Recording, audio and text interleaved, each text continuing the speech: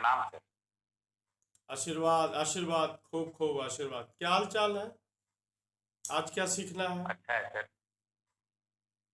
Sir आज चंद्रमा का ज्योतिष में और हमारे जीवन पर क्या प्रभाव होता है, हम्म। और चंद्रमा की जो राशियां होती हैं, उच्च राशि, नीच हम्म। राशि, ईश्वर राशि, और इसी के साथ चंद्रमा का जो अन्य ग्रहों के साथ संबंध है, हम्म। उसका जो 12 ग्रहों में प्लेसमेंट होता है, और उससे बनने वाले जो योग, हाँ। और एक ज्योतिषी जब चंद्रमा को जब देखते हैं तो वो किस तरह से देखते हैं, और एक नया स्टूडेंट जो बेसिक एस्ट्रोलॉजी सीख रहा है या समझने की कोशिश कर रहा है, तो वो राइट। इजीली चंद्रमा को कैसे समझ सकता है। हाँ, बिल्कुल। ठीक है, समझ गया साकेत। आज आपको हाँ। ज्योतिष में चंद्रमा का उपयोग और एक ज्योतिषी के लिए चंद्रमा को कैसे, उसके गुण, उसके स्वभाव को व्यक्ति के जीवन में देखना है। और उससे भी थोड़ा हटके साकेत, आज आपको हम जानकारी देंगे। किसी के चार्ट को देखने से पहले उसके स्वभाव और विचार से भी आप चंद्रमा को समझ लें। चार्ट से तो बताएंगे आपको, चंद्रमा के पूरे योग को बताएंगे। तो सबसे पहले ये आप देखें, चंद्रमा मन का कारक है। चंद्रमा मन का कारक है। चंद्रमा मन का कारक है क्यों? क्योंकि चंद्रमा की राशि कर्क है, और कर्क राशि काल पुरुष की चौथी राशि है। और चौथा भाव जो है वो मन का है, वो माता का है, वो सुख का है। सो चंद्रमा आपके लिए मन का कारक है। मन सो जाता है चंद्रमा। तो ज्योतिष को बिल्कुल नजदीक से सारे ग्रहों को उनके भावों से आप रिलेट करके देखते रहें तो समझ जाएंगे। अब मन का कारक चंद्रमा यदि खराब हो गया तो व्यक्ति मन स्थिति से खराब हो गया, वह असंतुलित होगा, मानसिक रूप से असंतुलित होगा, जल्दी डिप्रेशन में आ जाएगा, बात बात में चिड़चिड़ापन आ जाएगा, गुस्सा, आवेश, और जल्दी से कूल भी हो जाता है। चंद्रमा को देखने में यह समझ में आ जाता है इसका चंद्रमा खराब है। चंद्रमा खराब हो तो व्यक्ति के रोगों में दो बड़े व्यवहारिक रोग देखने को मिलते हैं। ऐसा व्यक्ति मानसिक रूप से स्थिर नहीं होता, वो मन के साथ उसके शरीर भी हिलते डुलते रहते। और दूसरा, low blood pressure, blood pressure down हो जाना, ये चंद्रमा के कारण होता है। तो चंद्रमा के कारण और भी तमाम बातें हैं, एक एक करके बताते हैं। सबसे पहले तो ये आप देखें, चंद्रमा को हम पर या व्यक्तियों के जीवन पर सबसे अधिक, सर्वाधिक प्रभाव पड़ता है। क्यों पड़ता है? आप इसको विज्ञान से समझ लो। क्योंकि चंद्रमा हमारे से, पृथ्वी से सबसे नजदीक का तारा है। चंद्रमा हमारा एक ऐसा प्लेनेट है जो हम पर सबसे नजदीक से रेस देता है। तो जाहिर सी बात है कि उसका प्रभाव हम पे ज्यादा है। चंद्रमा चूंकि जल तत्व को रिप्रेजेंट करता है, और हमारे शरीर में जल तत्व की मात्रा अधिक है। कितना परसेंट है? 80% के लगभग। 80%। हाँ, तो शरीर में सर्वाधिक मात्रा जल की है, और जल का कारक तत्व या कारक प्लेनेट चंद्रमा है। सो चंद्रमा का प्रभाव हमारे ऊपर ज्यादा है। हमारे शरीर को संचालित करने वाली जो पांचों ज्ञान इंद्रियां हैं, उनको यह कंट्रोल करता है, उन पे प्रभाव डालता है। तो आप समझिए कितना इंपॉर्टेंट हो गया। हमारे पांचों इंद्रियों को नियंत्रित करता है, प्रभावित करता है। तो चंद्रमा निश्चित रूप से व्यक्ति के जीवन के लिए बड़ा इंपॉर्टेंट है। चंद्रमा हमारे जीवन में सुख और दुख को देता है। वह भौतिक सुखों से ज्यादा मानसिक सुखों को देता है। और देखिए, किसी के जीवन में सुख की अनुभूति ही सुख है। अगर वह संतुष्ट नहीं है तो सुख नहीं है, क्योंकि लिमिट तो बहुत है। कितना चीजों को जुटाओगे? जब तक आप संतुष्ट नहीं होंगे तब तक आप सुखी नहीं होंगे।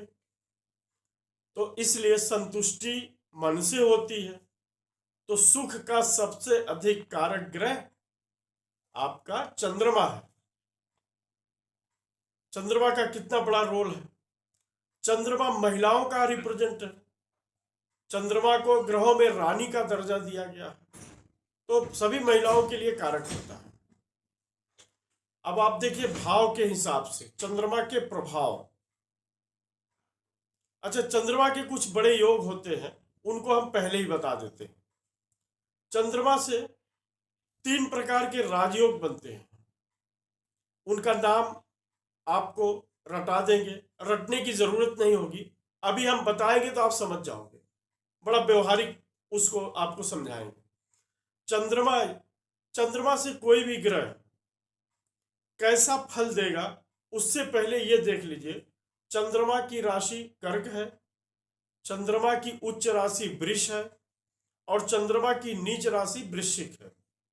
कोई ग्रह जहां उच्च का होता है उसके साथ में नीच का होता है। चंद्रमा को ग्रहण लगाने वाले 2 ग्रह हैं, राहु और केतु।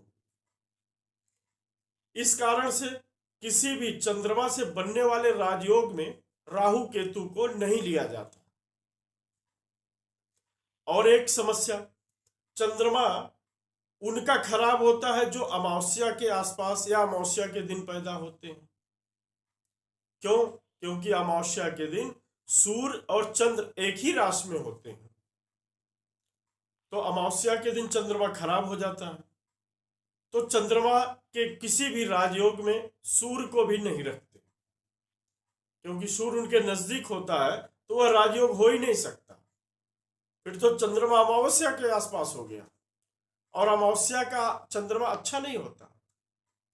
शुक्ल पक्ष के पंचमी से कृष्ण पक्ष के पंचमी तक का चंद्रमा अत्यधिक शुभ फल देता है। यह एक बड़ा कॉन्सेप्ट है। इसके बाद आप देखो, कोई भी प्लेनेट जिसमें अभी चंद्रमा को पढ़ रहे हैं, तो चंद्रमा किसी भी भाव में बैठे, सपोज करिए वो लग्न में बैठा, लेकिन वह अपने शुभ राशियों पे बैठे। चंद्रमा किसी भी भाव में शुभ राशि पे बैठे। चंद्रमा की शुभ राशियां वो है जो चंद्रमा के मित्र हैं। अब आपको चंद्रमा के मित्र ग्रह बता दें।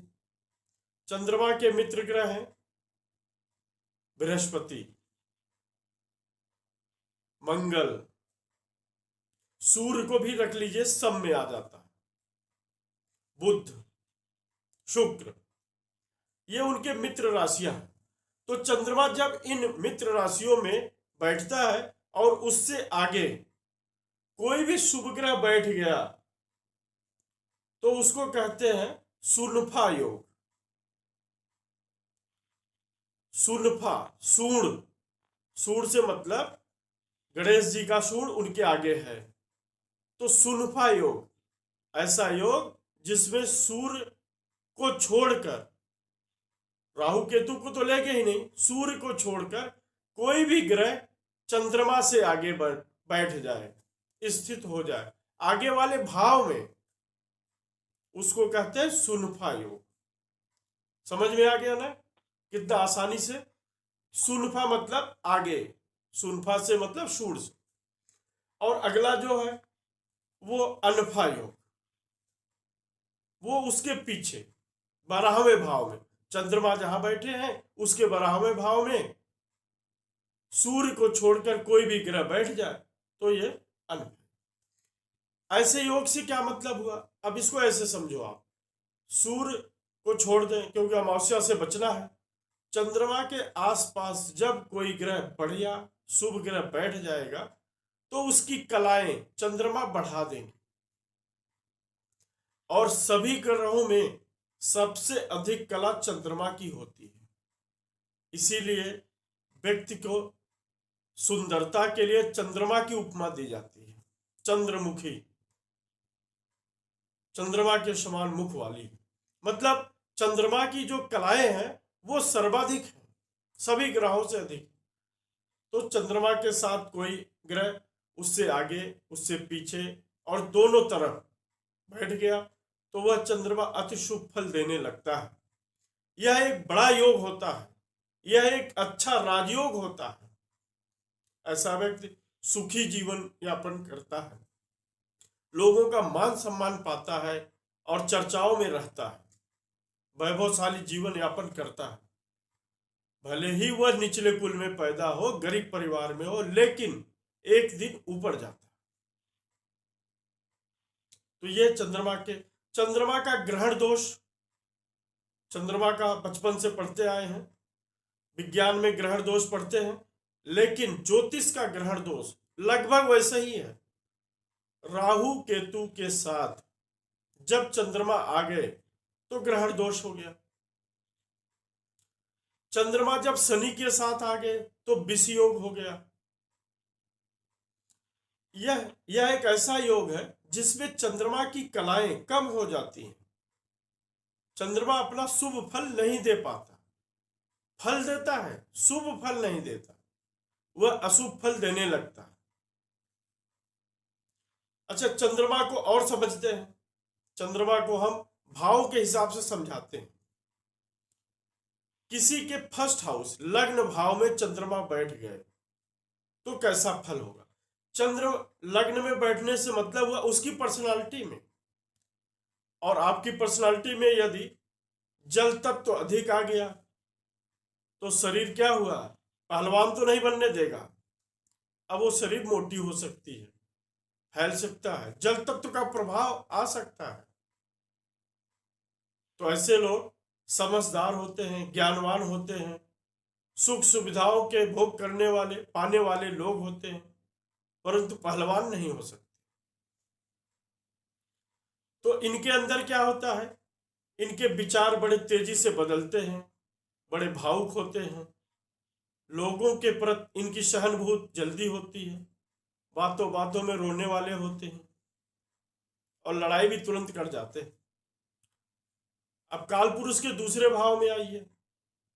काल पुरुष के दूसरे भाव में किसी के चार्ट में उसके दूसरे भाव में कौन सा राशि पड़ रहा है यह माने रखेगा, परंतु आप कॉन्सेप्ट के लिए आपको 12 भावों से बता देते। तो काल पुरुष का दूसरा भाव वृष राशि, वृष राशि में चंद्रमा को सोचना ही नहीं है। चंद्रमा उच्च का अच्छा फल देने वाला, मधुर भाषी, क्योंकि दूसरा भाव वाणी का है। ऐसा व्यक्ति मधुर भाषी होता है, लोगों को पटा लेता है। अब चंद्रमा यदि वहीं खराब हुए तो उसकी बातों से लोग नाराज होंगे, और सबसे बड़ा डिमेरिट क्या होता है, ऐसे लोग अपनी बातों को बदलते खूब हैं। ऐसे लोग झूठ बोल देते हैं, अभी बोले नहीं फिर कहेंगे नहीं मैं तो ये बोला ही नहीं, तो समझ जाओ कि इनके बाड़ी में खराब चंद्रमा है। उनके अपने परिवार के लोगों से अच्छे तालमेल नहीं हो पाते, खराब चंद्रमा। अब चूंकि वो वृष राशि का काल पुरुष का दूसरा भाव है तो चंद्रमा का प्रभाव वहां अत्यधिक होगा। और किसके चार्ट में दूसरे भाव में चंद्रमा खराब हुआ तो बल तो उसका अधिक है, लेकिन उसको वो निगेटिव रोल में आ गया तो बोलने वाला अधिक हो गया। समझ गया ना बात को। पराक्रम भाव में आइए। पराक्रम भाव में चंद्रमा बढ़िया है तो ऐसा व्यक्ति अपने भाव से, मतलब अपने प्रभाव से, अपनी टेक्निकल व्यवस्थाओं से अपने कार्यों को कर लेगा। चतुराई से काम करता है, अत्यधिक मेहनत नहीं करता, चतुराई से कर लेता है। वह अपने छोटे भाई बहनों से साथ प्यार से रहता है। और वहीं पर यह चंद्रमा खराब हो गया तो फिर उनकी पटती नहीं, वो काम में लग नहीं सकते, अस्थायी रूप से काम नहीं करेंगे, एक काम को करने में 10 बहाने बनाएंगे। चौथे भाव में आइए।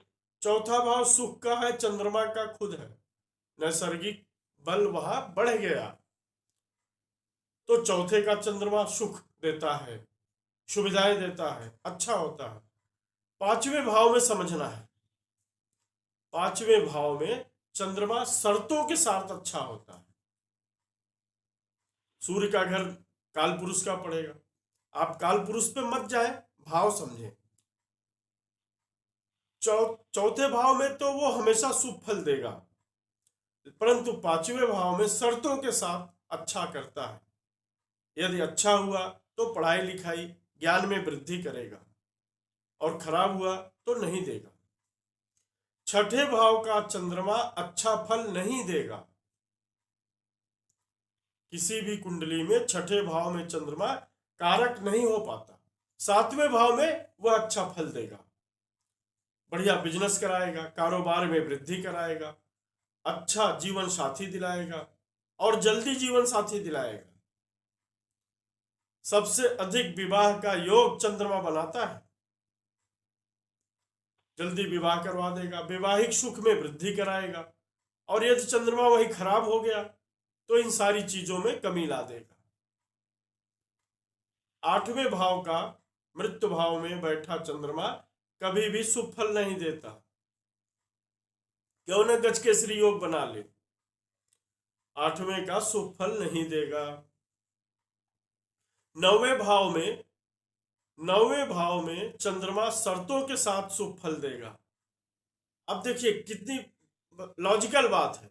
नौवें भाव में चंद्रमा अच्छा होना चाहिए, काल पुरुष का वह भाग्य भाव है, गुरु का घर है, धनु राशि है।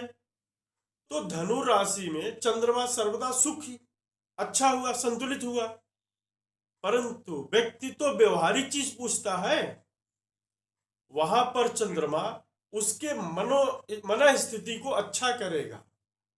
ऐसा व्यक्ति पड़ोसी के अच्छे व्यक्ति को अच्छा बता देगा, अपने घर वालों से लड़ जाएगा। मतलब वह सत्य को सत्य, असत्य को असत्य बोलेगा। वह ईश्वर में विश्वास करेगा, पूजा पाठ करते रहने से वह जीवन के सुख को पा जाएगा, परंतु सुखों के तरफ वह अग्रसित नहीं रहेगा। तो वहां चंद्रमा की एनर्जी बढ़ गई। लेकिन वह चंद्रमा ज्ञान और धर्म से जुड़ा है, और व्यक्ति को क्या चाहिए? भौतिकता। व्यक्ति को अपने झूठे भाव को साबित करना है। तो इसलिए नवम भाव के चंद्रमा से सावधान। 10वें भाव में कर्म भाव में चंद्रमा अच्छा नहीं होता। चंद्रमा कर्म क्षेत्र में क्यों? क्योंकि चंद्रमा की गति अत्यधिक होती है। चंद्रमा अपनी एक राशि को 52 घंटे में पूरा कर लेता है, 2.25 दिन। अब उसकी गति तेज है, इसी कारण तो मन का कारक है। जिसकी गति तेज है वह कार्य क्षेत्र को अस्थाई नहीं रख पाता।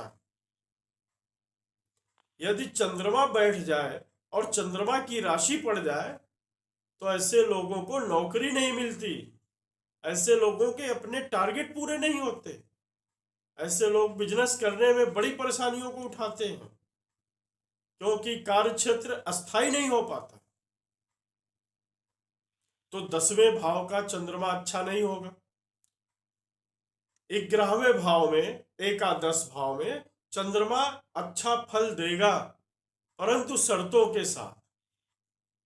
यदि वह शुभ राशियों में बैठा है तो अच्छा फल देगा।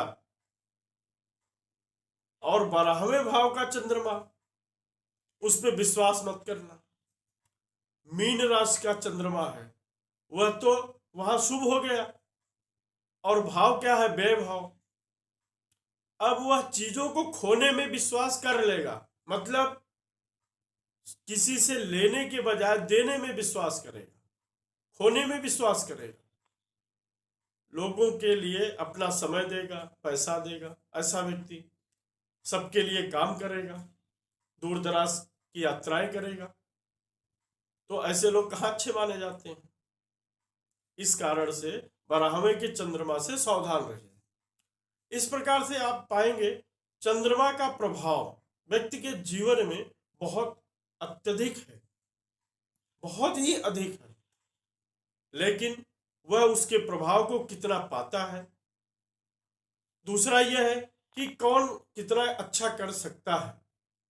अगर आपको हाथ में देखना है तो आप देखेंगे सबसे छोटी उंगली के नीचे, ये मणिबंध से नीचे का ये भाग जो है ये चंद्रमा का, चंद्र का यह प्रभाव यदि लालिमा लिए हुए उठा हुआ पर्वत हो तो अच्छा माना जाता है, और यदि इसमें एक सीधी लाइन थोड़ी गहराई आ जाए तो चंद्रमा खराब होता है, और यदि चंद्र पर्वत से किसी की भाग्य लाइन निकल जाए तो वह सबसे अच्छा होता है।